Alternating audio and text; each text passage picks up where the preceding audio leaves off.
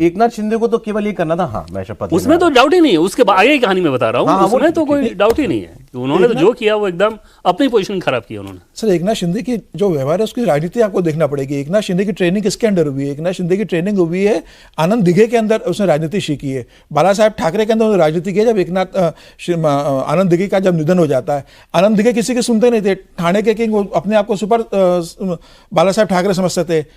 ठाणे ऐसा अकेला जिला था जहां मेयर कौन होगा, सांसद का चुनाव कौन लड़ेगा, विधानसभा का चुनाव कौन लड़ेगा, वो सूची आनंद दिघे बना के मातोश्री भेज देते थे कि ये नाम है, इनको आप चुनाव लड़वाना है। कभी ये नहीं रहा कि ठाणे से मतलब मातोश्री से नाम जाते हो ठाणे के, आनंद दिघे पूरा कंट्रोल करते थे। तो उनकी राजनीति उन्होंने देखी है कि भाई कंट्रोल कैसा करना है। आनंद दिघे की डेथ हो गई तो बाला साहेब ठाकरे किस में रहे।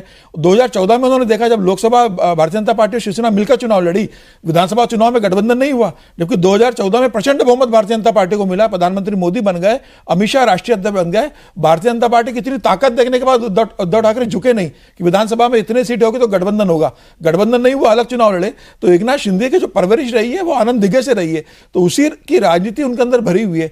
वो कट्टर शिवसैनिक का जो रहता है, जो भी रही हो, वो कट्टर शिवसैनिक के अंदर जो रहता है 2019 झुकना नहीं है जब तक हो सके अंतिम समय तक। 2019 के बाद उद्धव ठाकरे का जो हश्र देखा, उससे कुछ तो सबक लेना चाहिए था कि बाला साहब ठाकरे से जो संबंध थे भाजपा के नेताओं के, पार्टी के स्तर पर और निजी स्तर पर, उसके बावजूद उद्धव ठाकरे की बात नहीं मानी। एकनाथ शिंदे को बना दिया मुख्यमंत्री, उद्धव ठाकरे को नहीं बनाया। अगर यह भी संदेश आप नहीं पढ़ पा रहे हैं तो फिर गलती आपकी है, फिर आपको शिकायत नहीं करनी चाहिए। आपकी परवरिश क्या है वो आप जाने। आप जिनके साथ काम कर रहे हैं उनकी परवरिश देखिए, उनके काम करने का तरीका देखिए। आपको उसके हिसाब से चलना है या अपने को ढालना है। अगर आप नहीं ढाल पाएंगे तो फिर वही होगा जो आगे होने वाला है, जो देवेंद्र ने कहा। सर इतना तो कर ही लिया ना एकनाथ शिंदे ने, मुख्यमंत्री देवेंद्र फडणवीस बने। हम 20 मिनट से एकनाथ शिंदे की बात कर रहे हैं। बिल्कुल नहीं हो सकता है हम अगले 5 साल तक बात करें। पिछले 12-13 दिन उन्हीं की बात हुई है। नहीं हम कह रहे हैं हो सकता है अगले 5 साल भी बात करें। हम अब भी उद्धव ठाकरे की बात कर रहे हैं जिनकी पार्टी के 20 विधायक जीते हैं। तो बात होना अलग बात है, हैसियत होना राजनीतिक अलग बात। न्यूसेंस वैल्यू है बनाई उन्होंने, वो भी ठीक तरीके से नहीं बना पाए। जैसे ये कहना कि बाला साहब ठाकरे की बात कर लें, आनंद दिघे की बात कर लें, भाई वो अगर कमांडिंग पोजीशन में कुछ कम्युनिकेशन करते थे तो उस पर टिकते थे। ये तो मैंने बताया ना आपको कि अंदर ये कह रहे थे कि हमारी प्रतिष्ठा का ध्यान रखिए आप लोग। तो अगर आप इस पोजीशन में हैं कि आपकी प्रतिष्ठा दूसरे दल के हाथ में है तो उसमें ये समझ में आ जाना चाहिए कि फिर तरीका क्या होगा। इसमें कोई दो राय नहीं कि एकनाथ शिंदे महायुति के लिए एसेट रहे हैं। इसमें कोई दो राय नहीं कि एकनाथ शिंदे ने बीजेपी को उपहार दिया है। भाई 2.5 साल सरकार बनी है, उसमें इतनी सारी चीज़ें हुई जिसका नतीजा आज ये है, तो उसमें तो कोई दो राय ही नहीं था। लेकिन इस मैंडेट के बाद जिस तरीके से जो कुछ उन्होंने किया उसमें उनकी अपनी पोजीशनिंग ज़्यादा खराब हुई है। और जैसा कि मैं शुरू में भी कहा था, अभी फिर कह रहा हूं कि उनका खराब समय शुरू होता है अब, क्योंकि अब उनको ज्यादा बेचैनी होगी सरकार। बोली मैं चेक कर रहा हूं, संजय राउत तो कुछ नहीं बोल उनको स्टैंड लेना ही था। अगर यहां तक आए थे तो कहते कि मैं डिप्टी सीएम नहीं बनूंगा लेकिन मेरी पार्टी सरकार में शामिल होगी। तो एक अपने कार्यकर्ताओं सर वो भी हो गया था दिन में। आज ये भी इनके विधायकों ने कह दिया था कि अगर ये नहीं बनेंगे उप मुख्यमंत्री तो हम भी सरकार में शामिल नहीं होंगे। नहीं वो उनको मालूम है कि पार्टी टूट जाएगी। ये वो विधायक ये बोल रहे हैं जिनको मंत्री बनना है, जो उनके करीबी हैं। उनको मालूम है कि ये तो नहीं बनेंगे, हमारा भी चांस जाएगा जी, और पार्टी बचेगी कि नहीं इसकी कोई गारंटी नहीं। सर जरा इस मुस्कुराते चेहरे की भी बात हो जाए। देवेंद्र फडणवीस देखिए, अब देखें महाराष्ट्र के मुख्यमंत्री बन रहे हैं, लेकिन चर्चा जो चल रही है ना, चर्चा ये चल रही है कि बीजेपी की टॉप लीग में कहां पहुंच गए हैं देवेंद्र फडणवीस। बहुत से लोगों ने मुझे कहा आप क्या कि बीजेपी के टॉप 4 में आज गिनती होगी क्या? टॉप 4 आप गिन सकते हो उंगली पे, नंबर 1 नंबर 2 में कोई शक नहीं। हाँ बिल्कुल। नंबर 3 आप अगर योगी जी को मान लो, मैं पॉपुलैरिटी के लिहाज से बात कर रहा हूं इसमें, मतलब पावर एंड पॉपुलैरिटी बोथ। नहीं पावर के हिसाब से तो बीजेपी का जो भी राष्ट्रीय अध्यक्ष होगा वो चलिए नंबर 3 मान लीजिए। में तो टॉप 3 तो वही स्लॉट है। नहीं पावर टॉप 3 के हिसाब से बीजेपी का अध्यक्ष क्या होगा ये का राष्ट्रीय उदाहरण। अब आप रिमोट साइड में रख दीजिए, अब रिमोट साइड में रख दीजिए, अब जहां पर पहुंच गई ना चर्चा ये बीजेपी का किसी भी पार्टी का जो राष्ट्रीय अध्यक्ष होता है वो राष्ट्रीय अध्यक्ष होता है, उसमें तो मतलब नंबर 3 मान लेता हूं। ये टॉप 3 स्लॉट तो वो बुक है। नहीं बात 3 स्लॉट के बाद एक मिनट, ये बात पद की नहीं हो रही है, कद की हो रही है। नहीं, कोई भी व्यक्ति पद पे बैठेगा तो कद उसका ना, रहता ही ना, रहता है। पार्टी का राष्ट्रीय अध्यक्ष नहीं, मैं इस बात राष्ट्रीय को नहीं अध्यक्ष मानता। बन जाने से कद नहीं बढ़ जाता एक सिंपल वे में सोचिए, सर आज के लिए मान लिया, एक सिंपल वे में सोचिए ना सौरभ, इसको ऐसे समझिए कि जिस व्यक्ति का प्रधानमंत्री नरेंद्र मोदी के साथ, जिसको आप टॉप सेकंड कह रहे हैं, उनके साथ डेली का संपर्क हो, अपने आप में ये क्या पावरफुल नहीं हो जाता? जिस व्यक्ति का उन दोनों का भरोसा जिस व्यक्ति के ऊपर हो, अपने आप में पावरफुल नहीं हो जाता? भाई इनको बनाया किसने? अगर प्रधानमंत्री नरेंद्र मोदी या गृह मंत्री अमित शाह किसी को कहीं किस पद पे बैठाते हैं तो अपने आप उसकी ताकत बताता है। उसकी निर्णय लेने का उसके पास अधिकार कितना है, इससे तय होता है। तुलना कर लीजिए, देवेंद्र फडणवीस मुख्यमंत्री हो गए, मनोहर लाल खट्टर भी मुख्यमंत्री थे। हाँ बिल्कुल ठीक है, पद तो वही है, हाँ जी ठीक है, राज्य वो छोटा है, लेकिन आप मनोहर लाल खट्टर से बात कर लीजिए कैसे मैंने गलती हो गई, मैंने नंबर 1 से शुरू किया, मुझे 5 से शुरू करना चाहिए था, नीचे से शुरू करना चाहिए देवेंद्र था। फडणवीस सर एक बड़ा नेता उस लीग में उसमें पहुंच गए सर, पहले ही पार्टी ने बड़ा नेता बनाया। और मैं आपको एक उदाहरण देता हूँ, भारतीय जनता पार्टी के केंद्रीय चुनाव समिति में 14 मेंबर है, 11 मेंबर तो वो है जो पार्लियामेंट्री बोर्ड में, सर्वोच्च बॉडी में, सिर्फ 3 मेंबर ऐसे और है जो पार्लियामेंट्री बोर्ड में नहीं है लेकिन केंद्रीय चुनाव समिति में। उसमें देवेंद्र फडणवीस है, भूपेन्द्र यादव है, और महिला मोर्चा के जो अध्यक्ष है वनिता श्रीनिवासन है। वो सिर्फ इसलिए है क्योंकि महिला मोर्चा की आमंत्रित जो होती है वो रहती है। तो भूपेन्द्र यादव, देवेंद्र फडणवीस केंद्रीय चुनाव समिति में, महाराष्ट्र कोई भी नेता केंद्रीय चुनाव समिति में नहीं है, न नितिन गडकरी है, न जो महासचिव जिन्हें कहा जाता है कि बहुत पावरफुल महासचिव है इस समय, वो भी विनोद तावड़े भी उसके अंदर नहीं है। तो देवेंद्र फडणवीस पार्टी में बड़ी पोजीशन में है, ऑलरेडी केंद्रीय चुनाव समिति में है, और निश्चित रूप से उत्तर प्रदेश के बाद सबसे ज्यादा लोकसभा देने वाला महाराष्ट्र बड़ा राज्य है। चलिए मैं महाराष्ट्र चीज को दूसरे तरीके से कहता हूं कि बीजेपी में और मुख्यमंत्रियों से अलग पोजीशन में 2 मुख्यमंत्री आज की तारीख में हो गए। पहले एक ही था योगी जी, आज उस लीग में ये भी आ गए। आप ये देखिए कि नरेंद्र मोदी जब से प्रधानमंत्री बने हैं, स्टेट में लीडरशिप, नई लीडरशिप उभारने की लगातार कोशिश हो रही है। कोई आगे बढ़ेगा, कोई नहीं बढ़ेगा। ये आपको बात बता रहा हूँ मैं, नरेंद्र मोदी की बताई हुई, जब वो मुख्यमंत्री थे, सरसंघ चालक से मिले थे और कहा कि हर राज्य में हमको आइडेंटिफाई करना चाहिए 25 लोगों को और उनको लीडरशिप के रोल के लिए ग्रूम करना चाहिए। अच्छा, कोई राज्य स्तर तक का नेता होगा, उसमें से 25 में से हो सकता है 2-3-4 लोग राष्ट्रीय स्तर के नेता बनने लायक निकल आए। लेकिन ये बड़ा लंबा प्रोसेस है, लीडरशिप को, नई लीडरशिप को तैयार करना। आप याद कीजिए 1984 के बाद क्या हुआ, जब लाल कृष्ण आडवाणी अध्यक्ष बने, किस तरह से उन्होंने नई लीडरशिप, सेकेंड जनरेशन लीडरशिप भी तैयार की जो लंबे समय तक चली। उस समय गलती ये हुई कि अटल जी, आडवाणी जी जब सक्रिय नहीं होंगे तब कौन होगा उनके बाद, ये तय नहीं हुआ। आज आप ये नहीं कह सकते। आपने जिन 2 लोगों का नाम लिया है, 2 लोग सक्सेशन के लिए तैयार हैं। तो इसलिए जो है बीजेपी के सामने ये समस्या नहीं है। और संघ का भी ये स्टैंड था जब इंटरवीन किया था, और नितिन गडकरी को, फिलहाल जो सामने है उसकी बात कर रहे हैं, कल क्या हो जाएगा कौन जानता है भाई, भविष्य तो कोई जानता नहीं। 2 के 3 करने हो तो आप शायद कर लें। नहीं, 4 कर लीजिए, हमको कोई एतराज नहीं है। मनता को भी जोड़ ले सर। अगर देवेंद्र फडणवीस के बारे में सौरभ अगर समझना हो तो एक लाइन और समझिए कि अगर वो महाराष्ट्र के मुख्यमंत्री नहीं होते तो बीजेपी के राष्ट्रीय अध्यक्ष के तौर पे एक प्रमुख नाम वो भी होते जिस पर विचार होता। इसमें दूर दूर तक कोई संदेह नहीं होना चाहिए कि बहुत गंभीरता के साथ, और उसमें संघ भी उसी रूप में उनको बैक करता। प्रधानमंत्री नरेंद्र मोदी पसंद करते ही करते हैं, तो स्टेचर तो है। लेकिन एक मुख्यमंत्री बनने के बाद आप सिर्फ मुख्यमंत्रियों से उनकी तुलना कर सकते हैं। नहीं, वो तो इसलिए हम लोग तो फार फ्यूचर की बात कर रहे हैं ना, अभी तो हाल फिलहाल की मतलब वही बोला कि अगले 5 साल भी आप देखें, या इसको कह लें मतलब आप में वो पोटेंशियल पोटेंशियल है कि नहीं है? नहीं, 100% है। बीजेपी का इसमें 100% पोटेंशियल है राष्ट्रीय स्तर के उस लीग में आने का। जैसा कि मैंने आपको कहा कि राष्ट्रीय अध्यक्ष के प्रमुख नाम नारा याद कर लीजिए, बीजेपी की 3 धरोहर, अटल, आडवाणी, मुरली मनोहर। कहां गए मुरली मनोहर? राष्ट्रीय अध्यक्ष भी रह चुके। तो राजनीति जो है, मैं फिर कह रहा हूं कि वो बड़ी निष्ठुर होती है। कब किसका पत्ता कट जाएगा, कब किसकी पतंग ऊपर आ जाएगी, कुछ पता नहीं ऐसे होता। तो मतलब मैं इसलिए वो आपने बहुत क्लोजली देखा है, मैं नहीं कमेंट ज्यादा करना चाहता, लेकिन अगर एब्सोल्यूट सेंस में पावर की बात करें तो वो तो आडवाणी जी को भी क्या नसीब हुई या कितनी नसीब हुई। नहीं, आडवाणी जी को बहुत पावर थी, इस गलतफहमी में न रही है। अटल जी से ज्यादा पावर थी। पार्टी के संगठन के सारे फैसले वो लेते थे। एज डेप्यूटी प्राइम मिनिस्टर भी, एज डेप्यूटी प्राइम मिनिस्टर भी, सरकार के फैसले, सरकार में भी वैसे ही रुतबा था। सरकार में भी वो, सरकार में स्थिति दूसरी थी। अटल जी जो चाहते थे वो होता था, जब नहीं चाहते थे तो कोई फैसला ले ले, उसमें कोई समस्या नहीं थी। लेकिन अटल जी चाहते हो कि यही होना है तो फिर यही होगा। आडवाणी जी समर्थन कर रहे हो या ना कर रहे हो वो बात अलग है, लेकिन संगठन के बारे में, पार्टी के बारे में फैसले वही करते थे। मैंने आपको एक बार किस्सा सुनाया भी था, वेंकैया नायडू जब अध्यक्ष बने थे, वेंकैया नायडू को अध्यक्ष बनाने का फैसला हो गया, आडवाणी जी ने कर लिया, कुछ लोगों से सलाह मशवरा किया, घोषणा होने वाली थी तो किसी ने कहा कि अरे अटल जी को तो बताया ही नहीं है। अरे, तो अरुण जेटली और जसवंत सिंह को भेजा आडवाणी जी ने। अटल जी के पास गए, ये लोग बैठे रहे, बताया सब, वो आंख बंद करके बैठे रहते थे, सुनते रहे। फिर इन लोगों के लिए जूस पीने के लिए आया।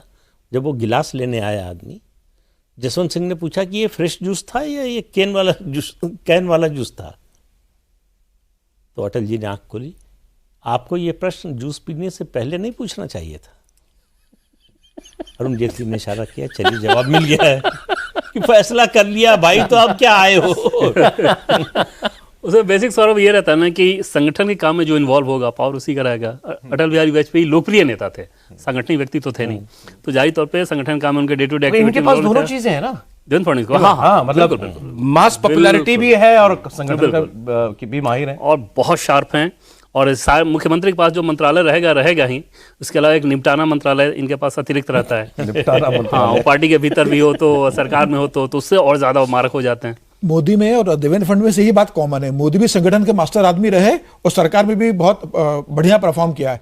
देवेंद्र फडणवीस संगठन के भी बढ़िया आदमी रहे और सरकार में भी बहुत अच्छा प्रदर्शन किया है। अगर योगी आदित्यनाथ का आप देखेंगे तो संगठन के आदमी नहीं है, लोकप्रिय मुख्यमंत्री जरूर है, लेकिन संगठन के आदमी कभी भारतीय जनता पार्टी के योगी आदित्यनाथ न रहे। लोकप्रिय चेहरा जरूर बन गए, लेकिन आज भी भारतीय जनता पार्टी को संगठन से नहीं है, संगठन के निकले हुए नेता नहीं है। जैसे देवेंद्र फडणवीस संगठन से निचले स्तर से निकलकर भारतीय जनता पार्टी में ऊपर तक गए, प्रधानमंत्री नरेंद्र मोदी संगठन में नीचे से निकल कर ऊपर तक गए। एक बात और कर लूं सर, मतलब मेरा जैसा लग रहा है कि मतलब योगी जी की भी, मतलब हमने कर तो दी तुलना, बात भी हमने कर ली, लेकिन जो पैन इंडिया अपील है वो योगी आदित्यनाथ में है अभी फिलहाल। कोई डाउट ही नहीं उसमें, कोई डाउट ही नहीं। अभी देवेंद्र फडणवीस अभी जाएंगे और जगहों पर पता चलेगा। बात जो है, फडणवीस बाकी राज्यों में पॉपुलरिटी नहीं है, बाकी राज्यों में महाराष्ट्र में है, महाराष्ट्र के बाहर मतलब लोग जानते हैं, ये बस जानते हैं, जानने के अलावा इस इलेक्शन ने एक छवि बना दी है उनकी।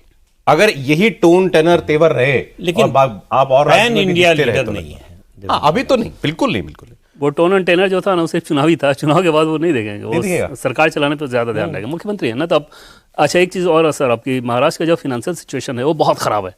जितनी घोषणाएं आपने 2.5 साल में की है या उसके पहले जिस तरह से सरकार चली वो 2.5 साल, मतलब पिछला 5 साल एक तरह से आप कह सकते हैं कि डिजास्टर रहा है। जैसे डिविडेंड के तौर पे बड़ा अच्छा है कि लड़की योजना ने एक कमाल दिखा दिया, जो धन गया वो गया कहाँ से, उसका ऐसी स्थिति है कि बड़े बड़े ब्यूरोक्रेट आपको बता रहे हैं सौरभ की ऐसी स्थिति आ गई थी कि हम लोग ये डर रहे थे कि अगर फिर से एकनाथ शिंदे मुख्यमंत्री बन गए तो मार्च के बाद ऐसे फाइनेंशियल क्राइसिस की स्थिति होगी कि शायद सरकारी कर्मचारियों को सैलरी में भी दिक्कत हो। तो हमें बड़ा जरूरी है कि हमारे पास एक मैच्योर मुख्यमंत्री चाहिए। कांग्रेस का बन गया होता तो ये 1500 के देने पड़ते, उसी रूप में वो यही बात बता रहे थे कि अगर कोई मैच्योर मुख्यमंत्री नहीं आया तो पता नहीं राज्य का क्या होगा। चुनाव के पहले से वो कह रहे थे, तो आप समझ सकते हैं चैलेंज कितना बड़ा है। उस चैलेंज के चलते जो बार बार रिपोर्ट हो रही है कि अजीत पवार को फाइनेंस दिया जाएगा, कल बड़े सोर्स ने हमें ये बताया कि अभी भी ये सोचा जा रहा है कि अगर अजीत पवार तैयार हो जाएं तो उनको उस फाइनेंस के बदले दूसरे मंत्रालय देके फाइनेंस रख लिया जाए देवेंद्र फडणवीस के पास, मतलब बीजेपी खेमे में, ताकि बेहतर मैनेजमेंट किया जा सके। एक मैसेज आया मेरे फोन पे, देखिए अभी नाम पूरा नहीं लूंगा, नाम की सरने मोदी है भेजने वाले का। फ्यूचर फडणवीस फ्यूचर पीएम, नहीं लोगों के बीच में चर्चा शुरू, मतलब ये कहना अतिशयोक्ति नहीं होगी। देखिए फॉरवर्ड प्रधानमंत्री तो मैं नहीं देखता किसी को भी, जिस प्रकार की पॉलिटिक्स चल रही है देश में, कास्ट बेस्ड ही होना है, तो उसमें तो महाराष्ट्र के मुख्यमंत्री तक ठीक है कि वहाँ कास्ट नहीं चला, राष्ट्रीय स्तर की राजनीति में तो कास्ट ही इंपॉर्टेंट हो गया है। हाँ नहीं, मगर ये बात थोड़ी, हाँ अच्छा आपको, लेकिन ये भी कह रहा हूँ कि जैसे योगी आदित्यनाथ है और देवेंद्र फडणवीस है, तो संघ के पास दो ऑप्शन है, दोनों में से किसी एक को चुनना होगा, तो मुझे लग रहा है फिर देवेंद्र फडणवीस का पल्ला भारी रहेगा, जब संघ के पास चॉइस आएगी कि योगी या देवेंद्र फडणवीस, तो संघ देवेंद्र फडणवीस पे जाएगा। ये योगी के लिए एक ऐसा ना, आज तो उनको फैसला करना नहीं, आज मैं तो बता हमको रहा हूं, करना मैं है। आप महाराष्ट्र के, मैं यूपी का हूं, बोलिए। मैं बता रहा हूँ, पता है योगी के लिए भी थोड़ा टेंशन की बात है कि देवेंद्र फडणवीस अब मुख्यमंत्री बन गए, तो योगी के लिए भी एक बड़ी चुनौती हो वैसे गया। संघ अपने स्तर पर सक्सेशन का फैसला कर चुका है, अब वो लागू कर पाएगा कि नहीं वो अलग बात है। फैसला बताना पड़ेगा आपको फिर। नहीं फैसला हम नहीं बता सकते, लेकिन संघ कर चुका। क्यों? मतलब इसलिए नहीं कि किसी व्यक्ति के पक्ष में या किसी के विरोध में फैसला करना है, इसलिए कि अटल जी के रिटायरमेंट के बाद जो स्थिति बनी पार्टी की 2004 से लेकर 2013 के बीच में, वो पूरी पार्टी ही डिरेल हो गई।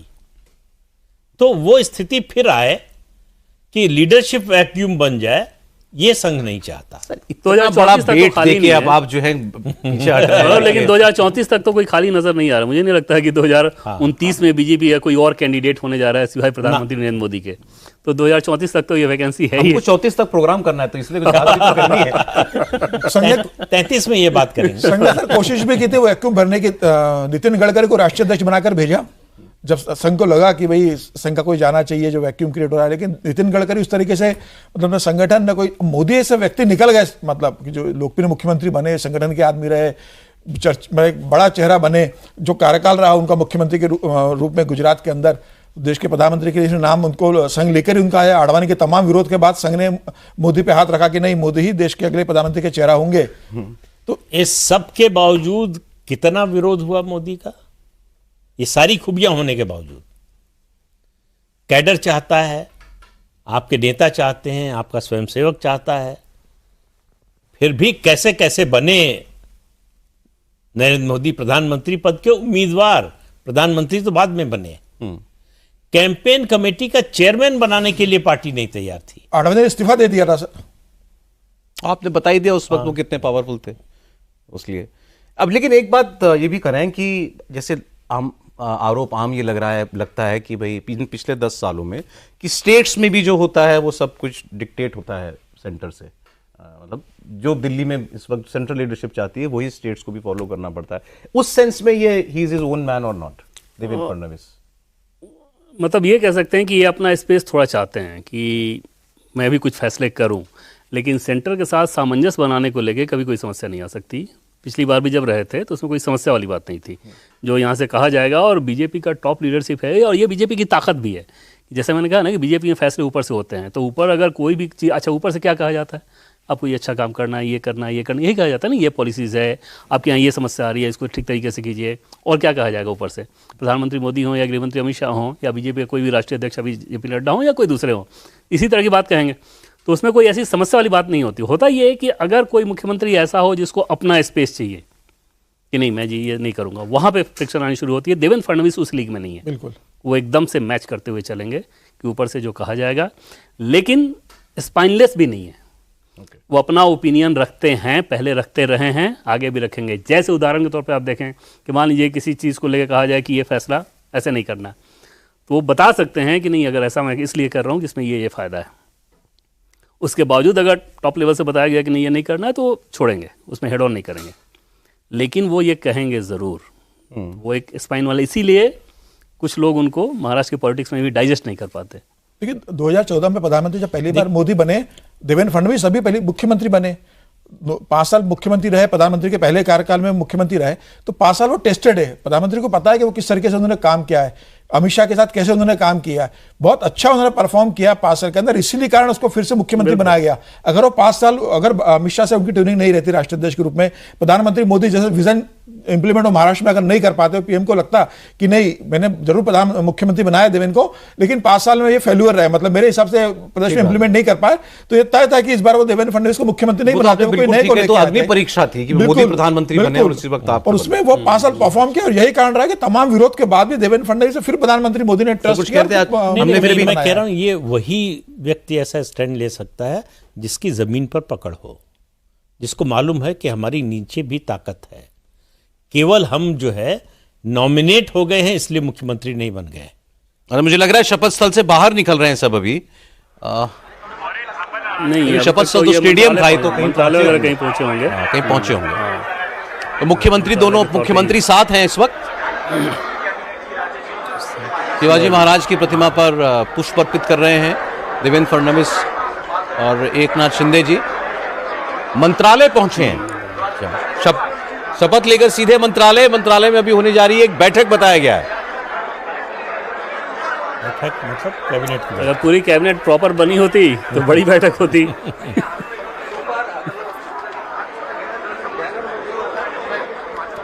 आज तो दिन में गजब हुआ है, जब तक ये सब चल रहा था ड्रामा कि बनेंगे कि नहीं बनेंगे उप मुख्यमंत्री एकनाथ शिंदे, तो एक मैसेज सोशल मीडिया पर चल रहा था, चिंता मत कीजिए, शरद से बात होगी, सुप्रिया सुले बन जाएंगी तीसरी उप मुख्यमंत्री। लेकिन बीजेपी को इन्होंने कल कम्युनिकेट कर दिया था, कल रात में कम्युनिकेट कर दिया था कि हाँ ठीक है। तो एक बार हम भी लोगों को भी कर देते तो इतना कुछ होता नहीं। खुशी की बात होती तब आगे बताते हैं ना, जब दुख की बात थी तो क्या। लेकिन अब देवेंद्र फडणवीस मुख्यमंत्री बने तो पहला सत्र उन्हीं के शहर में हो रहा है, नागपुर में शीतकालीन सत्र, पहला सत्र 20 से लेकर 24 तक जो सत्र होगा उन्हीं के वहां पर होगा। अभी 2 दिन तो विधायक की, इसीलिए आज 12-13 कह रहे थे तारीख की, उसमें शायद आपने वो जो पूछा वो शपथ ग्रहण की, होगा। हाँ एक्सपेंशन 12 का। आपने वो जो पूछा कि देवेंद्र फडणवीस दिल्ली से मानेंगे कि नहीं, उस उदाहरण के हिसाब से समझे कि डिप्टी सीएम वो नहीं बनना चाहते थे, ये उन्होंने कम्युनिकेट किया। उसके बावजूद टॉप लीडरशिप का ये फैसला था कि नहीं आपको बनना है तो वो बने, यही कार्यशैली रहने वाली है। ऐसा नहीं है कि वो कम्युनिकेट भी नहीं करेंगे, जो बात उन्हें नागवार गुजरेगी वो करेंगे ही करेंगे। डिप्टी सीएम ने बाकायदा उन्होंने बता दिया था कि मैं बिल्कुल इच्छुक नहीं हूँ, फिर भी पार्टी मीडिया को बता दिया था, पार्टी के अंदर तो छोड़िए, मीडिया को बोल हाँ दिया पब्लिकली उन्होंने बताया कि मैं नहीं हूँ, लेकिन जब भी पार्टी का आदेश था तो बने वो। अभी मंत्रालय के कल्चर में कुछ बदलाव होने जा रहा है या नहीं सर? पिछले अभी तो क्या 2.5 साल इनकी चलती सरकार थी, लेकिन बाबू लोगों को भी कुछ आदतें लगी होती है ना। देवेंद्र फडणवीस का एक नया रूप देखने को मिलेगा।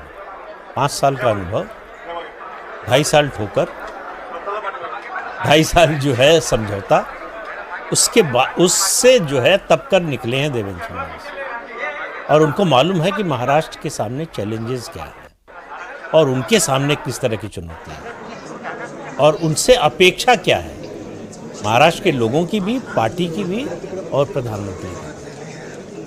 बहुत अच्छा कार्यकाल रहेगा देवेंद्र फडणवीस का। जो पहला 5 साल का कार्यकाल रहा था 2014 से लेकर 2019 का, उससे बहुत बेहतर रहेगा, क्योंकि 5 साल वो विपक्ष में भी रहे, विपक्षी नेता भी रहे, उप मुख्यमंत्री भी रहे, तो उन्हें अनुभव है पूरी तरीके से, सब चीज़ों को सीख गए। तो ये 5 साल का जो उनका एक ब्रेक लगा था, ये 5 साल उनको बहुत उसका एडवांटेज मिलने वाला है। तो मुझे लग रहा है बहुत अच्छा परफॉर्म भी करेंगे वो, और निश्चित रूप से महायुति में जो गठबंधन के सहयोगी दलों को साथ को लेकर चलेंगे। लेकिन उन्हें पता है कि मुझे अब सरकार कैसे चलाना है, कैसे परफॉर्म करना है। 2029 में जो लोकसभा में नुकसान हुआ 2024 के, वो 2029 में कैसे 48 में 40 से ज़्यादा सीटें लेकर आना है और पूर्ण बहुमत की भारतीय जनता पार्टी की सरकार 2029 के विधानसभा चुनाव में बनाने की तैयारी करना है।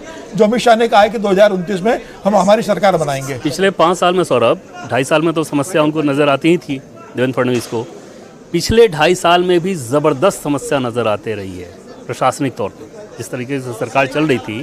क्योंकि डिप्टी सीएम रहते हुए उनके पास जो मंत्रालय था सिर्फ उसी में इन्वॉल्व रहते थे, बाकी पे नहीं, तो उस पर वो खुश नहीं रहते थे। और कई बार उन्होंने कहा कितनी सारी समस्याएं हैं कि समझ में नहीं आता कि अगली बार चुनाव में जीत के बाद जब हम लोग आएंगे कमांडिंग पोजीशन में तो कैसे इसको ठीक करूँगा, कितना बड़ा टास्क होगा ये। और बहुत सारी समस्या वहाँ पे चल रही है। आप बात करें किसी अधिकारियों से तो समझ में आता है कि यार क्या क्या समस्या है वहाँ पे। उस कंडीशन में आप समझ सकते हैं कि किस इफिशियंसी के साथ उनको परफॉर्म करना होगा, क्योंकि इतना बड़ा मैंडेट अपने आप में बहुत सारी अपेक्षाओं को उनके सर पर लादे हुए हैं। और सबसे बड़ी चुनौती वही रहेगी कि फिनेंशियली आप कैसे उसको सस्टेन करा रहे हैं। वो टास्क अब मुख्यमंत्री का होगा, वो अब किसी मंत्री की जिम्मेदारी नहीं होगी। जरा तीसरे भाई साहब की बात कर लें सर, कुछ तो मतलब वित्त मंत्री जो होने जा रहे हैं, वित्त मंत्री मिलेंगे। कल मैंने बताया नहीं, कल रात में एक थिंकिंग था बीजेपी के टॉप लीडरशिप की, अगर अजीत पवार मान जाएं तो फाइनेंस के बदले उनको कुछ और दिया जा सकता है, इसी वजह से कि फाइनेंस में बहुत सारी समस्याएं हैं। हालांकि मुझे नहीं लगता कि अजीत पवार मानेंगे, और मुझे नहीं लगता कि इसके लिए दबाव भी डाला जाएगा। मतलब मोटे तौर पर एक सहमति रही है, थोड़ा बार्गेनिंग का जो है वो गुंजाइश है। प्रफुल्ल पटेल को केंद्र में मंत्री बनाना, यहाँ मंत्री पद 1-2 ज़्यादा दे देना, लेकिन अजीत पवार वो बात तो अपना देखिए मान जाएंगे, इसकी उम्मीद नहीं है, ये मानकर चलना चाहिए।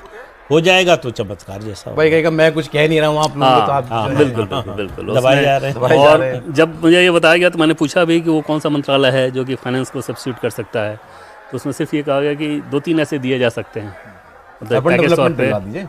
और उसके बाद एकनाथ शिंदे क्या करेंगे। देखिए फाइनेंस तो देवेंद्र फडणवीस के पास था, देवेंद्र फडणवीस से लेकर ही अजित पवार को जब मुख्यमंत्री बने तो दिया गया था। पशुपालन और देवेंद्र फडणवीस से ठीक है, तो मतलब मुझे अगर अजित पवार का भी फाइनेंस रहता है तो देवेंद्र फडणवीस फाइनेंस के मास्टर आदमी, उनके पास रहा है वित्त मंत्रालय, वो समझ भी रखते हैं बहुत, तो मुझे लगता है वो मैनेज कर लेंगे अजित पवार के साथ। मतलब अजित पवार का उनकी इक्वेशन ऐसी नहीं रहेगी कि टसन वाली नहीं रहेगी। देवेंद्र फडणवीस कुछ कहेंगे तो अजित पवार उसे संभाल लेंगे, उस चीज़ों को लेकर उसके हिसाब से चलेंगे। एकनाथ शिंदे के साथ उनको जरूर टकराट होगी, एकनाथ शिंदे के मंत्रियों के साथ टकराट होगी, क्योंकि एकनाथ शिंदे चाहेंगे कि उनके जो मंत्री कैबिनेट है वो उनके हिसाब से काम करे, और वो भी देवेंद्र फडणवीस से ज्यादा एकनाथ शिंदे को अपना नेता मानेंगे कि भाई हमारे नेता तो एकनाथ शिंदे, उनके कारण हम मंत्री बने हुए कैबिनेट, तो जैसे एकनाथ कहेंगे वैसा हम हमारा मंत्रालय चलाएंगे। तो देवेंद्र फडणवीस के लिए एकनाथ शिंदे को भी संभालना और उनके मंत्रियों को भी संभालना, ये एक बड़ी चुनौती होने वाली है। दर्शक सौरभ समझ रहे होंगे ना कि आखिर ये महत्वपूर्ण मंत्रालय होता क्या है, क्यों इसके पीछे इतनी वजह होती है। तो जो वो लोग गेस कर रहे होंगे वजह वही होती है। ठीक बात है। अब एकनाथ शिंदे के ऊपर जिम्मेदारी है कि अपनी शिवसेना पार्टी को एक्सपेंशन करें, उसके लिए संसाधन चाहिए होगा। संसाधन चाहिए तो कहाँ से संसाधन आएगा, बच्चे मंत्रालय चाहिए। 6:29 हो गया सर, अब फिर वही रैपिड फायर का समय हो गया। कल व्यूअर्स ने खूब पसंद किया। अच्छा आप नहीं थे ना कल, सॉरी। हाँ तो सर आज से रैपिड फायर शुरू है, कल से हो गया मतलब शुरू, तो अब 6:29 पर धड़ाधड़ शुरू। तो मैं शुरू कर रहा हूँ सर, पहला सवाल इसमें आप हाँ ना में भी दे सकते हैं, थोड़ा बहुत एक्सप्लेनेशन चाहें तो दे सकते हैं। क्या शिंदे अब 5 साल फडणवीस साहब को परेशान करने वाले हैं? करना चाहेंगे, कर नहीं पाएंगे। करना चाहेंगे, क्या फडणवीस एकनाथ शिंदे को परेशान करेंगे? नहीं, फडणवीस जो है वो चाहेंगे कि सरकार स्मूथली चले, और जो स्टेट के इंटरेस्ट में फैसले हैं वो केवल पार्टी के हित और उस पर जो है उसके हिसाब से ना। कौन किसको परेशान करेगा 5 साल? देखिए एकनाथ शिंदे की कोशिश होगी कि देवेंद्र फडणवीस में से ज्यादा लोकप्रिय मुख्यमंत्री सिद्ध न हो, महाराष्ट्र के बड़े नेता नहीं हो, मैं बड़ा नेता बना रहूं। तो जब भी उनको मौका मिलेगा कि जहां वो देवेंद्र फडणवीस की टांग खींचते जरूर खींचेंगे, लेकिन देवेंद्र फडणवीस जानते हैं एकनाथ शिंदे को कैसे हैंडल करना, तो देवेंद्र फडणवीस परेशान नहीं होंगे। देवेंद्र फडणवीस से कई बार एकनाथ शिंदे को परेशानी जरूर उठानी पड़ेगी। आपने ये तो बता दिया फडणवीस क्या करेंगे, क्या कर सकते हैं। फडणवीस पहले दिन से ही आप समझिए, आज रात से ही उनकी घेराबंदी शुरू होगी, उनका खराब समय शुरू हो चुका है। शिंदे के पास विकल्प बहुत सीमित रहेंगे, तो वो बहुत कुछ कर नहीं सकते सिवाय वही रूठना मनाना, इस तरह की चीज़ों के अलावा बहुत कुछ विकल्प है नहीं। 5 साल साथ चलेंगे, लेकिन इसमें कोई दो राय नहीं, उनके पास ऑप्शन बहुत सीमित हैं, तो इसके अलावा कुछ कर ही नहीं सकते। अजीत पवार साथ रहेंगे 5 साल? हाँ सर, कहीं नहीं जा रहे। अजीत पवार की सबसे, उनके नज़र में सबसे बड़ी उपलब्धि है कि चाचा से पार्टी ले ली और प्रूफ इस तरह का परफॉर्मेंस किया जो चाचा करते थे, लगभग उसी के बराबर। 54 सीटें थी, 41 आई हैं, लड़े कम। उस हिसाब से देखें, स्ट्राइक रेट देखें तो चाचा से भी ज़्यादा है। तो इसलिए उनको इस बात का संतोष होगा कि ये जो सवाल उठने लगा था कि वो पॉलिटिकली सरवाइव कर सकते हैं, उनमें वो मादा है क्या राजनीति में बने रहने का, तो ये या चाचा की कृपा से थे। तो महायुति अभी लंबी चलेगी? महायुति सर अजित पवार तो एक ही बात कहेंगे, जीना यहाँ मरना यहाँ, इसके सिवाय जाना कहाँ। वो कहीं नहीं जाने वाले, 5 साल यही रहने वाले हैं। क्या गजब बात है ना, हम ये डायलॉग सोचते थे मारेंगे शिंदे साहब अब और अजीत पवार कब क्या कर देंगे पता नहीं, कैसे इनके साथ लोग सरकार बनाएंगे, कुछ बचा ही नहीं कहीं जाने क्यों के लिए। बना ली सरकार, ये बात भी करते थे। बिल्कुल। 4.5 साल तक तो सर कोई दिक्कत नहीं होगी, लेकिन 4.5 साल के बाद चुनाव से अंतिम 6 महीने में निश्चित तौर पर अजीत पवार कुछ और भी सोच सकते हैं। इस लिहाज से सोचिए कि जो एंटी बीजेपी वोट बैंक वहाँ पे है, शरद पवार की पॉलिटिक्स अगर ख़त्म हो रही है, कांग्रेस एकदम ख़राब हालत में है ही, तो उस वोट बैंक के लिए अजीत पवार का अपना जो सपना है वो जग सकता है। उनकी एक ही महत्वाकांक्षा बची है ना, स्पेस वगैरह तो सब हो जाए, एक ही महत्वाकांक्षा, मुख्यमंत्री इधर रहते वो हो नहीं रहा। नहीं, वो स्पेस अगर बचेगा तो अंतिम अगले चुनाव में जरूर जाना चाहेंगे, खासतौर पे तब जब बीजेपी खुद एक्सपेंशन के मोड में है। कि ये हमने कल भी, मैंने आपसे कल पूछ लिया था, हालांकि आज नए व्यूअर्स भी जुड़ेंगे, और स्पेशली कल से अब तक के घटनाक्रम के बाद अब बीजेपी हर हाल में चाहेगी कि अगली बार अपने दम पर सरकार बने। इसमें कोई दो राय नहीं कि अगली बार बीजेपी एकदम से चाहेगी कि अपने दम पे सरकार बने, लेकिन गठबंधन से उसको दिक्कत नहीं है। लेकिन जो मैंडेट आए 14 और 19 लोकसभा चुनाव के हिसाब से समझिए कि मैंडेट बीजेपी का अपने दम पर आए महाराष्ट्र में, भले ही सरकार गठबंधन के सहयोगी भी उसमें शामिल हों, मैंडेट बीजेपी का अपना होगा। ठीक है सर, अब आज उद्धव ठाकरे को अफसोस हो रहा होगा क्या सब तस्वीरें देख के? उद्धव ठाकरे को अफसोस होना चाहिए, हो रहा होगा कि नहीं ये पता नहीं। अगर उनको लगता होगा कि उन्होंने जो कुछ किया सब सही किया, कोई अफसोस नहीं होगा। लेकिन उनको समझ में आना चाहिए कि उन्होंने क्या खोया और वो क्या पा सकते थे। उन दोनों जो चाह रहे थे वो तो पा नहीं सकते थे। नहीं, जो चाह रहे थे नहीं, जो मिल सकता था उसके अलावा मुख्यमंत्री पद को छोड़ दीजिए, उसके अलावा जो उनके पास जो ताकत होती उनके पास, सरकार में जो प्रभाव होता, गठबंधन में जो प्रभाव होता, वो सब चला गया। मातोश्री का जो रुतबा था वो चला गया। तो उन्होंने सिर्फ खोया ही खोया है। राहुल गांधी के दोस्त बन गए। तो बने जो 20 सीटें आई हैं वो भी चली जाएंगी। उद्धव ठाकरे को उसी दिन अफसोस हो गया होगा जिस दिन एकनाथ शिंदे सूरत होते हुए गुवाहाटी चले गए थे सर, और जब मुख्यमंत्री बन गए थे एकनाथ शिंदे, उसी दिन उद्धव ठाकरे को अफसोस हुआ होगा। सरकार चली गई, पार्टी चली गई, विचारधारा चली गई, कैसे अफसोस नहीं होगा सर? अब इतनी सारी चीज़ जाने के बाद तो अफसोस हुआ ही है। शरद पवार अब क्या दोस्ती का हाथ बढ़ाएंगे, सामने से नहीं तो पीछे से? नहीं, शरद पवार, मुझे लग रहा है शरद पवार के पास कोई ऑप्शन नहीं बचा है। बस ये हो सकता है कि शरद पवार कांग्रेस में मर्ज कर जाए, या शरद पवार, अगला सवाल था सर, आप क्या करते हैं, या अजित पवार के साथ मर्ज कर जाए। अब इनके पास शरद पवार को ना देने के लिए कुछ बचा है, न शरद पवार कुछ पा सकते हैं आने वाले। शरद पवार दो ही ऑप्शन है, या तो कांग्रेस में मर्ज करे या अजित पवार के साथ मर्ज। कांग्रेस में मर्ज होंगे, एनसीपी, उनकी एनसीपी। अब मर्ज करने के लिए बचा क्या है? लोकसभा चुनाव के बाद सोचते या पिछले विधानसभा चुनाव के बाद सोचते तो ज़्यादा स्थिति अच्छी होती। उनकी नज़र सिर्फ इस पर होगी कि सुप्रिया सुले का राजनीतिक भविष्य कहाँ सुरक्षित रहेगा, उसके हिसाब से फैसला है। और ये तो आपने मुझे बता ही दिया था बीजेपी में नंबर 3 और 4 कौन है।